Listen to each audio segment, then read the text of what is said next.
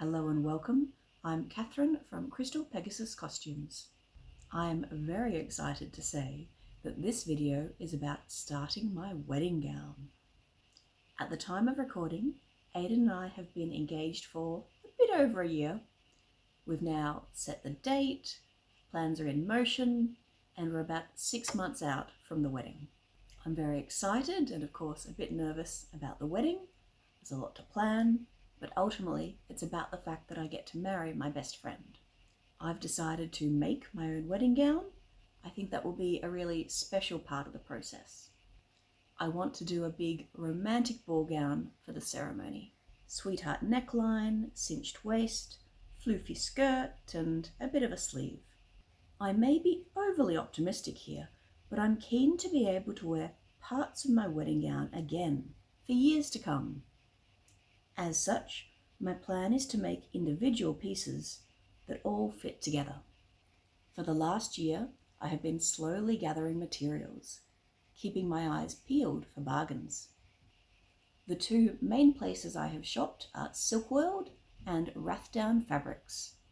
I will be making a corset from some beautiful ivory couture from Sew Curvy. I'm excited to see how the progress goes, how my plans change, and what I end up with. So this is the corset that I made under the guidance of Luana of Vanyanis. Overall, I really like the shape, and this is the pattern that I want to use for my wedding corset.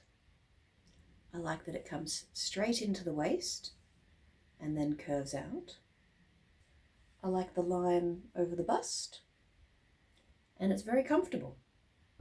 I do have some issues with the construction of this one. I'm going to go back to my more normal technique. I don't think this one is quite strong enough, and it's coming apart at the seams in various places. Bodies do change over the years, and I want to make just a couple of small adjustments. I want to add in a little bit more room over the hips, and I also want to bring it down under the arm. I have enough room at the front, but it's tight at the sides and back. So I marked which seams I want to add a little to. I'll start with these and deal with lowering the underarm once the next toile is made. I traced the relevant pattern pieces and added a little to seam E on panels 5 and 6 to give a bit more room, and adjusted the seam allowance as necessary.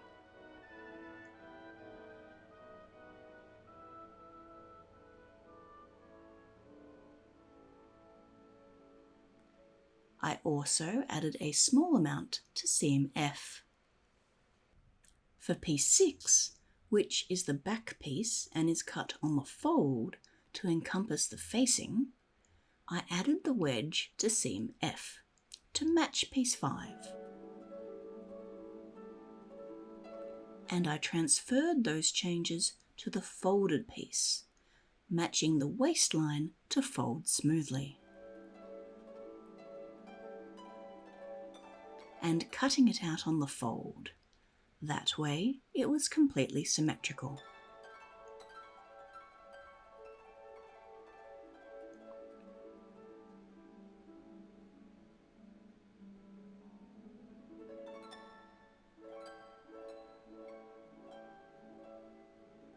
With the updates to pattern pieces 4, 5 and 6, I was ready to cut out a toile. I used grey spot broche couture. I laid out and pinned my pattern pieces and cut them out. I clipped and marked the waistlines and the seam numbers, and was ready to assemble. I'll go into the process in more detail later in the video, but for now I'll just say that I inserted the busk. From here I sewed the seams, top stitching the front seams, but leaving seams E and F with just a single line of stitching in case they need further changes. I attached lacing strips to the back and taped in some bones and was ready for an initial try-on. Well, at the moment all we're looking at is the hips. I haven't yet trimmed it down and it's not properly boned, so the bust is a bit weird and lumpy. But the big thing we're checking at this point is that basically I haven't added too much to the hips. I suppose the other question is, have I added enough? And I would say I certainly haven't added too much to the hips. It's still quite firm, but I think it sort of is smooth.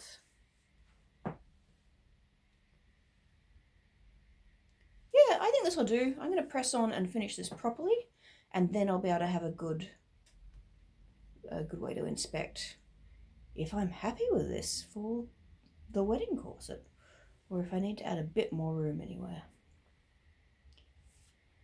I'm happy enough to proceed. I removed the lacing strips and finished seams E and F. I clipped and trimmed the seams. As this was a wearable mock-up and I was using spot broche, from which marks are easily ironed away, I took the fastest option of sewing bone channels, with the bone channel up, right side of the fabric down. I wouldn't do this on a delicate fabric, but for this purpose it was quick and easy. And as I wanted this toile to be as close to the finished corset as possible, I then added a lining. I stitched the remaining bone channels, bound the bottom edge with bias binding, inserted the bones, both flat steel and synthetic whalebone, then put in the grommets and laces ready for the final fitting. Here's where we are at the moment. I think it's going okay.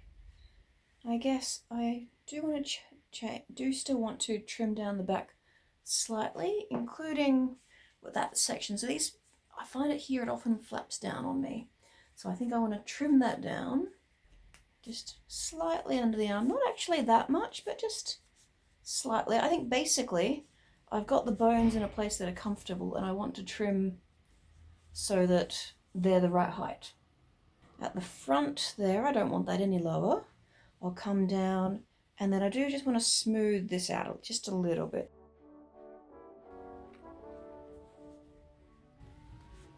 So yeah, not looking to change along here.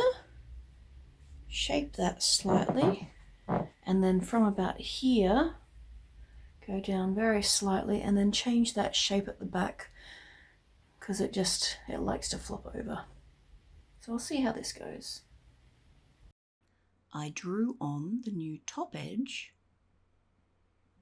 and then cut it down and finished the top edge of the corset with more bias binding.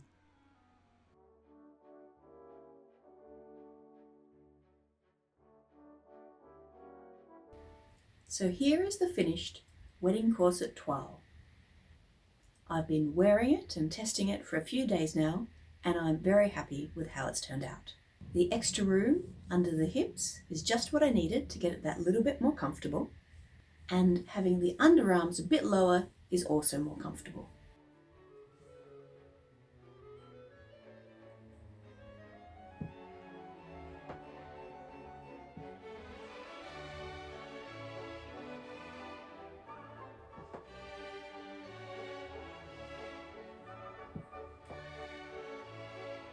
I'm happy with the overall shape and fit. In fact, I'm ready to go. Successful corset toile. I used the offcuts from the top edge of the toile to adjust the pattern pieces, laying them over, sketching on the new top line, and smoothing with the French curve. With that, I had my final wedding corset pattern ready to go. To make my wedding corset, I used a beautiful ivory rosebud couture. I gave it a steamy iron to prepare. With the couture laid out on the fold, I laid out my first few pattern pieces. I ensured they were on grain by measuring and pinning the grain, then I weighed them down. I cut out the vertical edges first, then the top and bottom edges.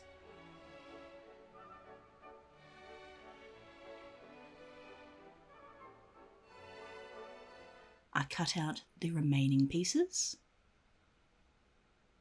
snipped the waists, and labelled each seam. Then all my couture pieces were prepared.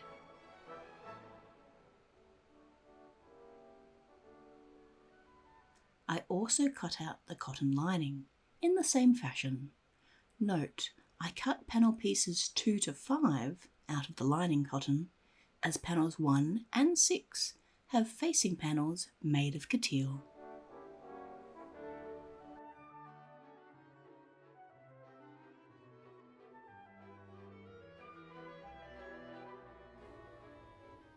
So today is corset sewing day.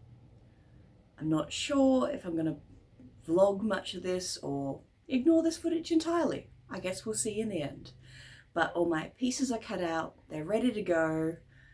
Just need to set up my machine and start assembly. And we'll see how much of this I can get done today. Time to get sewing. Starting with panels 4 and 5 from one half of the lining, I matched the seams at the waist and firstly pinned there. Then pinned each half, starting from the waist and working outwards. I stitched the seam with a 10mm seam allowance. Then I top stitched with the seam towards the back, as I like the couture to have the seam towards the front. Finally, I clipped and notched the seam. After that, I continued in the same fashion, adding one piece at a time.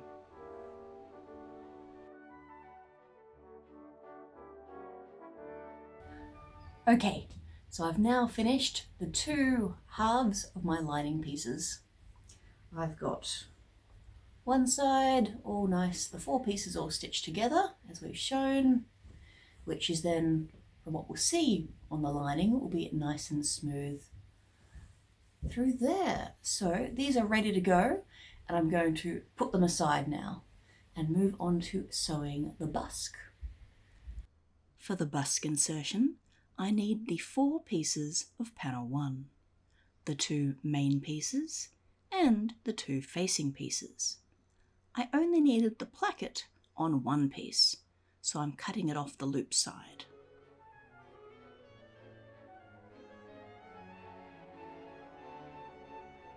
Time to sew the pin side. I fold the pieces right side together, matched up the waists using the notches, then pinned starting from the waist on each end.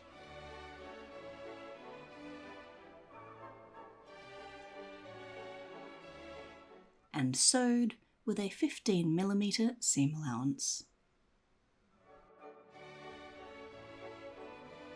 I pressed the seam allowance towards the facing piece,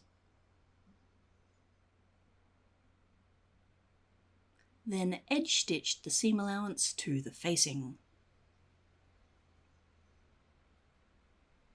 I graded down one layer of the seam allowance, then pressed the fold into the placket so that the seam B edges align. This creates a 15mm placket and encases the seam allowance in the main body of the corset. Then I stitched in the ditch, creating a line of solid stitches for the busk to sit against at seam A. I have my front piece attached to the facing piece, wrong sides together, and I have a placket. This is on the pin side, and the next step is to insert the pins. I marked the locations of the pins on the wrong side of the fabric and measured out and marked across 6 millimeters from the seam line.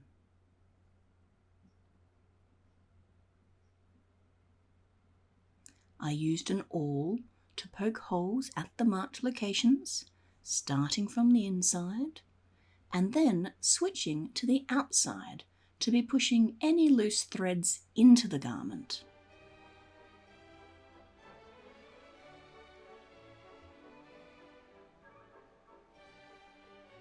And then I inserted the pin.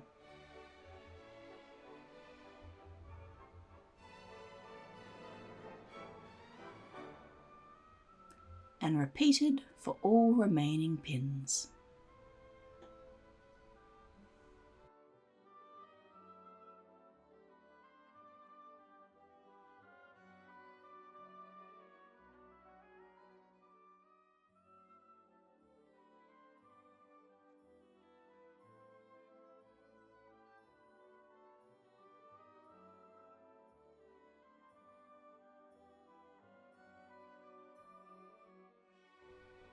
To secure this half of the busk, I switched to a zipper foot and stitched up against the edge of the busk.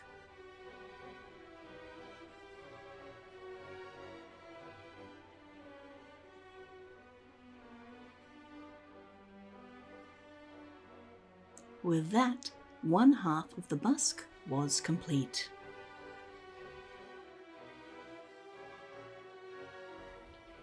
So now it's time for the other half of the busk. We've got the two pieces together, they're the same size, and we need to make sure we leave spaces for all the loops. With right sides together, I marked either side of each loop, although I know it's hard to see here.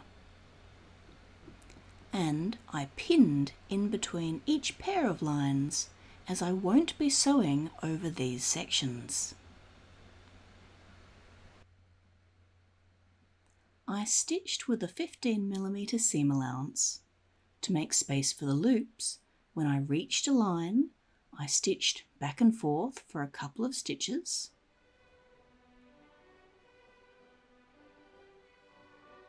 then raised the needle and foot.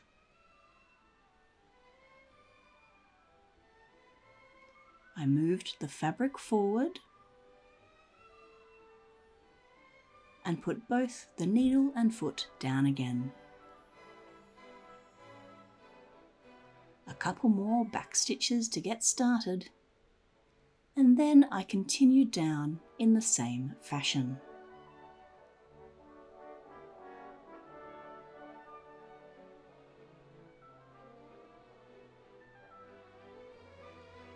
I stitched the line, backstitched,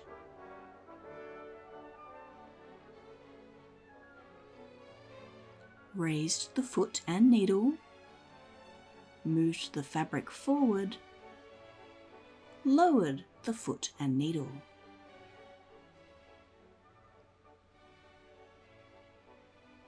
Sew back and forth to lock stitch,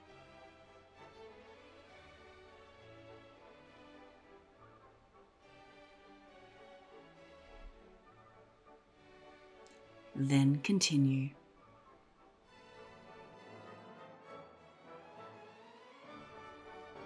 Before proceeding, I checked that the loops sit comfortably, which they did.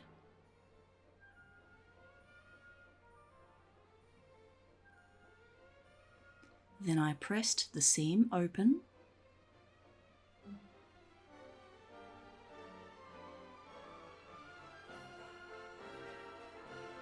I edge stitched the seam to the facing.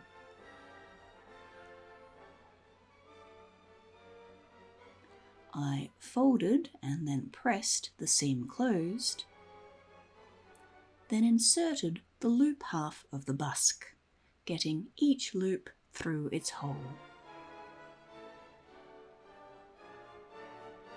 And temporarily secured in place by weaving a bone through the loops.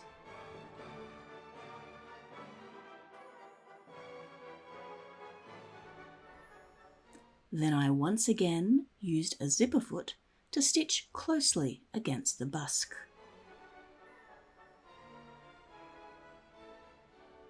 And removed the bone.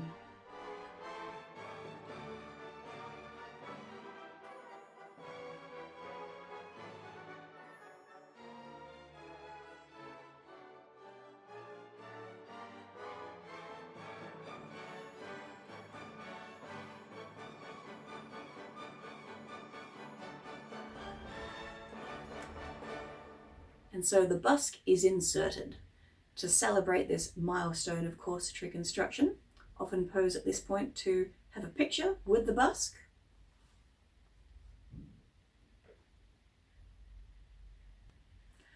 Oh, and sorry about the state of my hair. We did the wedding hair trial yesterday, and I have a showcase tomorrow, so it's all sort of re-pinned up and under here to try and keep some curl in. Now on with joining my other pieces of couture. Here are all the couture pieces laid out. The next step was to press panel 6 in half.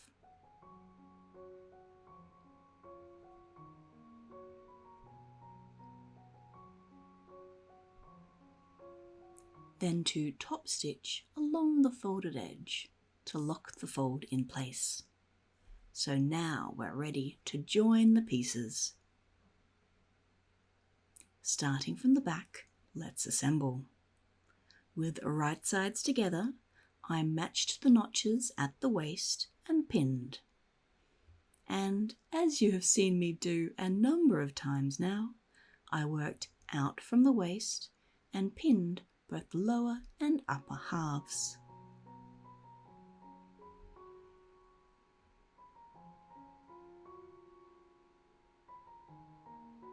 I stitched with a 10mm seam allowance, then pressed the seam towards the front, and top stitched the seam, pulling the fabric firmly so that it sits smoothly. With those two pieces joined, I repeated the process, pinning,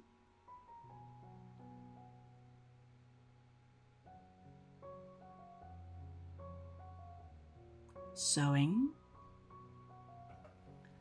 pressing the seam towards the front,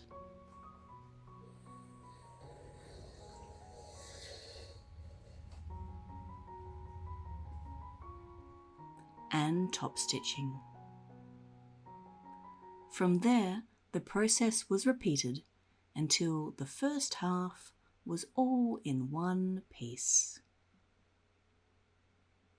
I kept going on the second half, ending by pinning the facing out of the way so I could join panel 1 to the main body, going slowly around the curves and top stitching to lock the seam in place. So the two halves of the outer shell of the corset, or the couture pieces, are now attached. We have one half this side and the other half for this side. The next step is to trim and clip the seams so they sit nice and smoothly.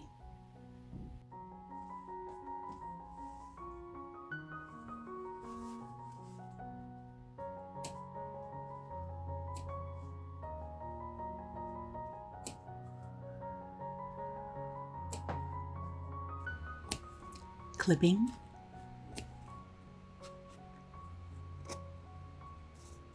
and trimming, and notching as needed.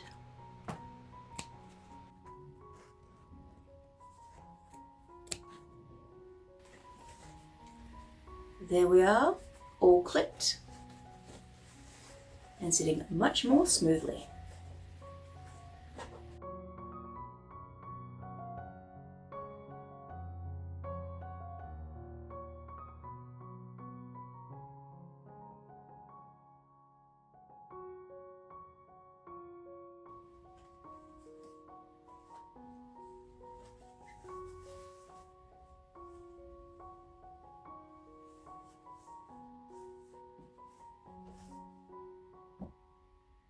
Next step. So now it's time for the bone channels. I've done a couple of little practices. I was hoping I would be able to stitch from the underside like I did on the spot brooch, but alas, the rosebud couture is just a bit too smooth and I don't love how that looks. So I'm going to go back to stitching from the top stitching down the bone channel casings, and that means I need to pin them on.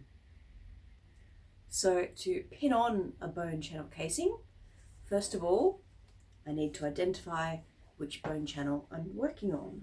So let's start with this one here, because it's nice and easy to see.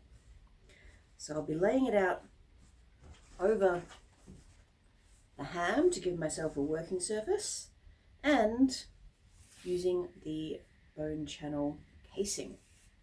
Got a nice big handful of it here, and I find I don't need to chop it up beforehand. I can just lay it out and chop it as I go. So I'm going to lay out the bone casing over the bone channel,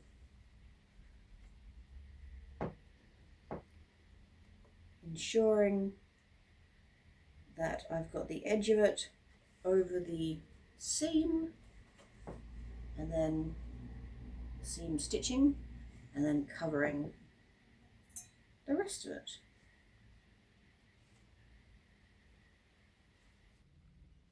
Keeping the corset nice and smooth and just laying bone casing along that line.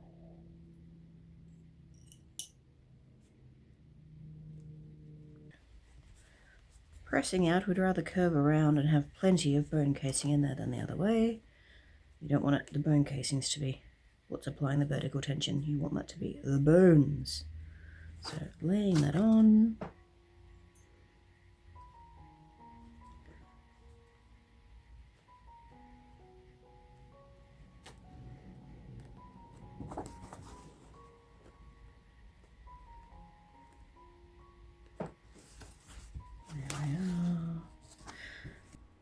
And so I continued, laying on the bone casing and pinning in place.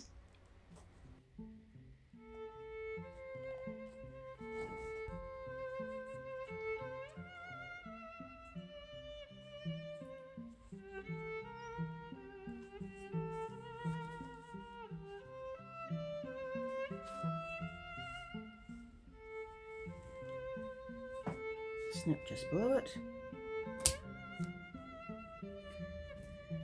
So now that the whole strip of the bone channel is pinned on, we flip it over to the top side and head it to the machine. Then I stitched in the ditch, slowly and gently sewing over the pins. After which I removed the pins and then stitched 11 millimeters from the seam to secure the other side of the bone casing. And so I've now got one inserted bone channel. I'm pretty happy with how smooth it is on the outside. And the important thing is that on the inside, it has secured the bone channel casing on either side. One little test to do, just to make sure it's all tickety-boo, is pop a bone through.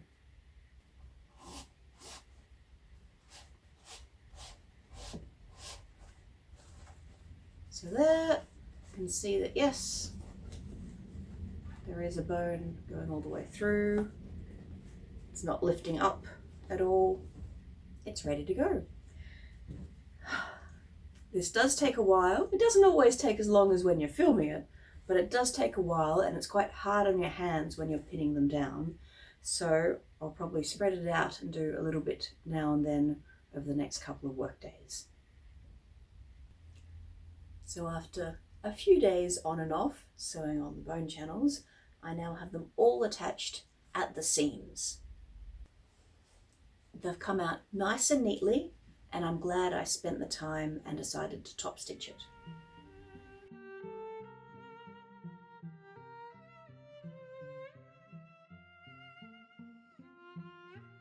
Just a few more to add now into the center of panels 3, 4 and 5. The first step was to mark the center of the panel at a few places along the panel. Then to lay the bone casing along the marked line with a few temporary pins straight down into the ham. Then baste the casing to the panel, stitching in the middle of the bone casing, continuing from one end to the other. The basting stitches were visible from both sides of the corset.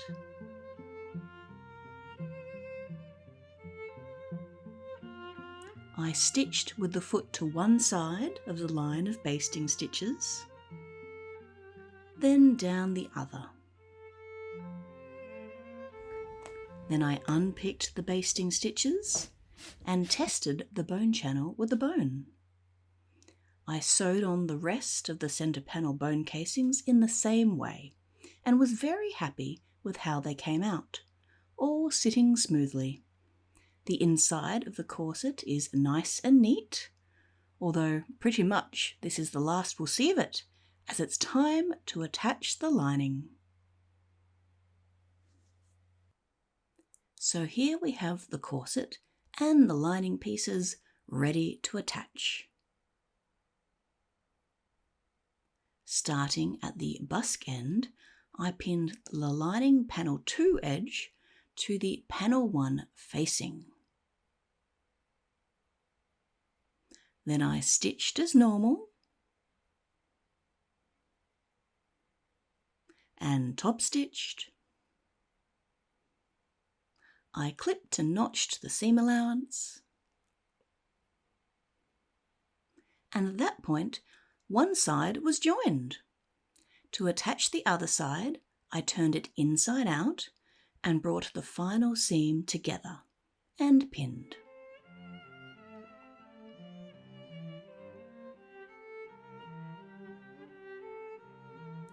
I stitched the seam, I turned it right sides out and pressed the seam towards the back.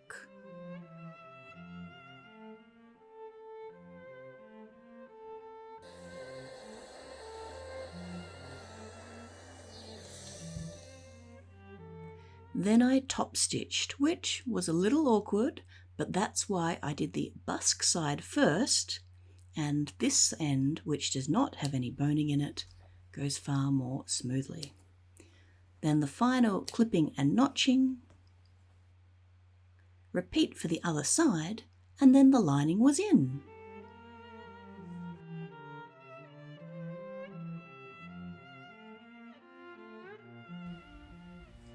So now that the lining is in, I just have a few more bone channels to add to panels 1 and 6. I'll add another bone channel either side of the busk on panel 1, and on panel 6 I need to sew a bone channel, then another channel for the grommets, and then a bone channel. I stitched 10 millimeters from the busk for the extra bone channel on panel 1,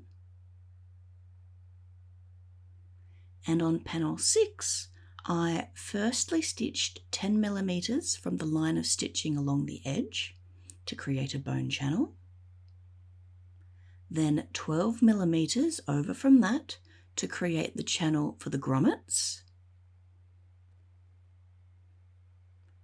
then 10 millimeters over from that again to finish the final bone channel. And with that, all the bone channels are now sewn. Okay, it's 8:30 in the morning and I am hopeful that I can press on, spend all of today sewing and have the corset structurally complete by the end of it. That's the aim. Not finished, but I'd like to get it structurally complete, all sewn up, no raw edges. That's my aim. The first task today is to bind the bottom edges of the corset with bias binding. And for that, I need to cut some bias binding.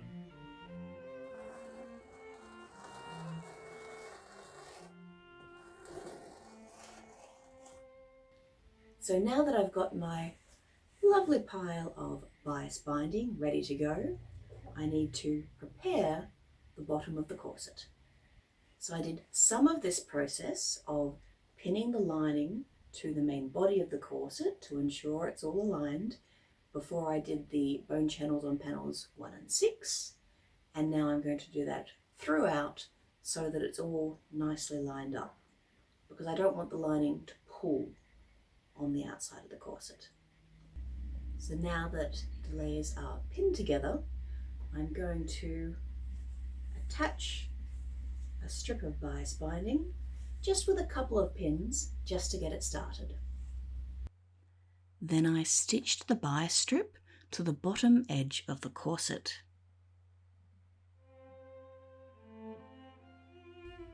I trimmed down the edge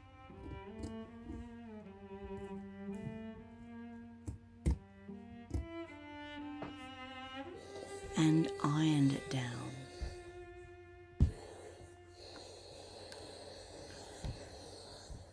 I folded the bias under and pinned it down to the inside of the corset.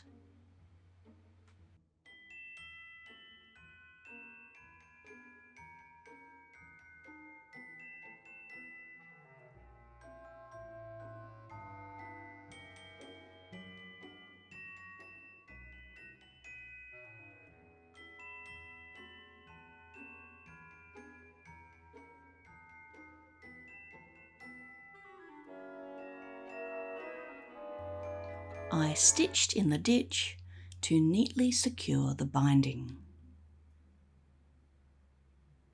After removing the pins and pressing, it was lovely and smooth and ready for the bones. Now that the bias binding is attached to the bottom of the corset, it's time to put in the bones. I'll be using pre-made flat steel bones either side of the busk and either side of the grommets. I'll also be using flat steel bones over the bust, but I don't have any pre-made long enough for that, so I'll be cutting to size. Then for the rest of the bones, I'll be using synthetic whalebone. So here are the pre-made flat steel bones. 2 for that side, 2 for that side, and there.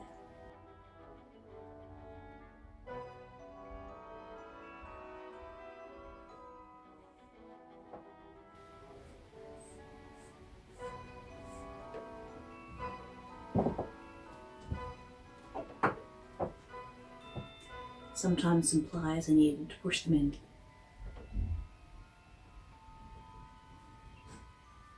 Yeah. Getting more solid.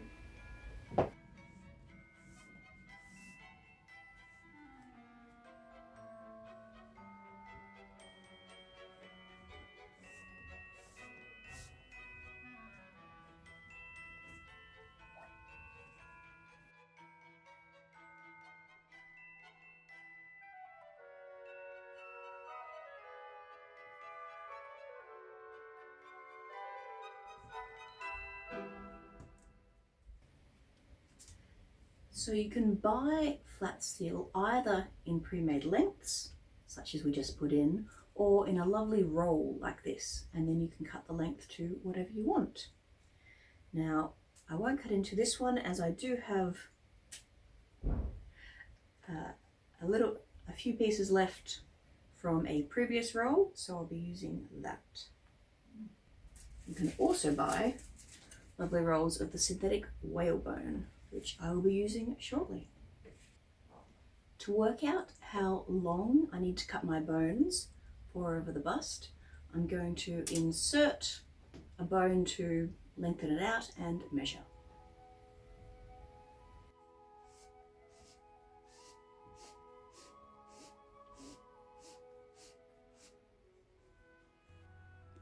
I measured the length of bone required and confirmed that the other side was the same.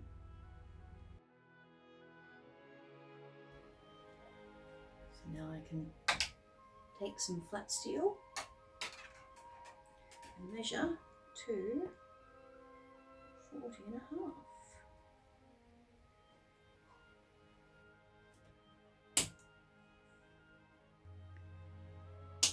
I also snipped off the corners.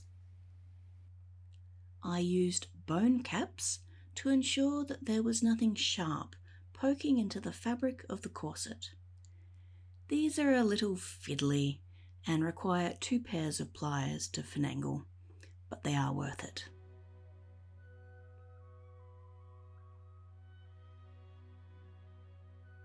I then locked the bone caps into place with plumber's tape, wrapping it around and around.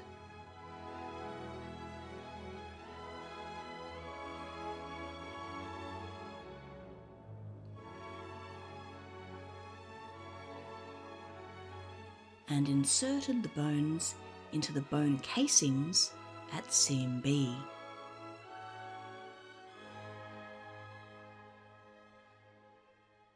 For each remaining bone channel, I measured the bone length required, cut synthetic whalebone to length,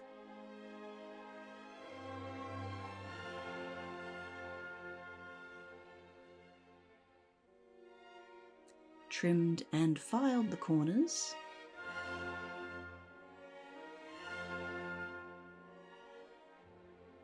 and inserted the bones.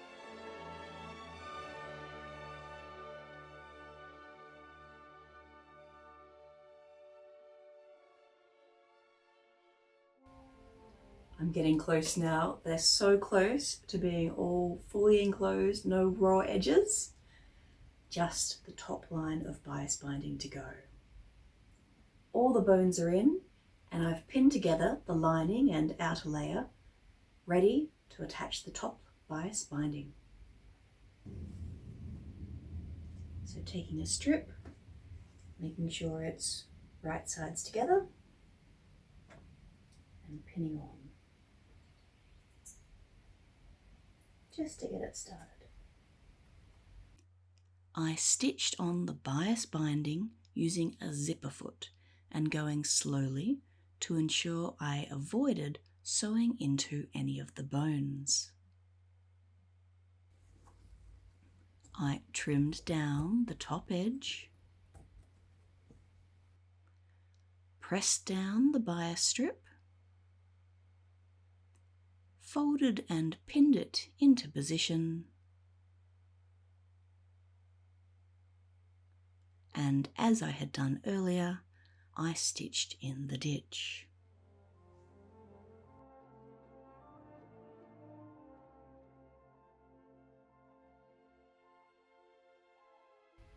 So here I am, it's the end of the day, and I'm pleased to report that the corset is done as far as the assembly and machine sewing goes. There is still the grommets, the flossing, and then lacing it up to go, but I'm happy with the progress I've made. So I think it's time to go and have a cup of tea. After a good night's sleep, it was time for the finishing touches. I marked on the grommet locations on the inside of panel 6.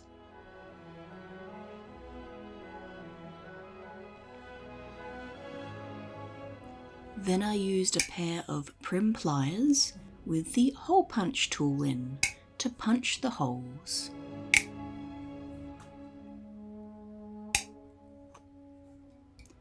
I widened the holes with an awl and inserted gold-coloured 5mm grommets using the setter tool of the prim pliers.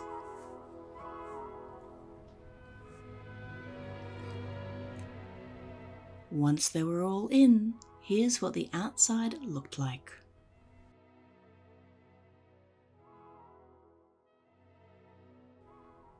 Then it was time for flossing, decorative stitches that also add stability to the bones.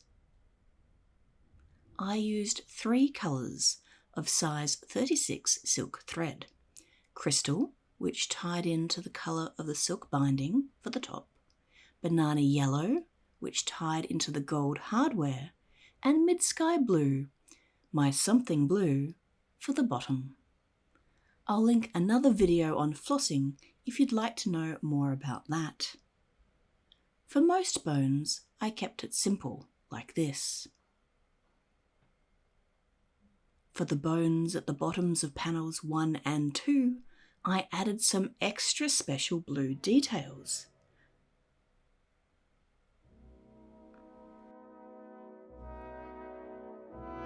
And I think they came out beautifully.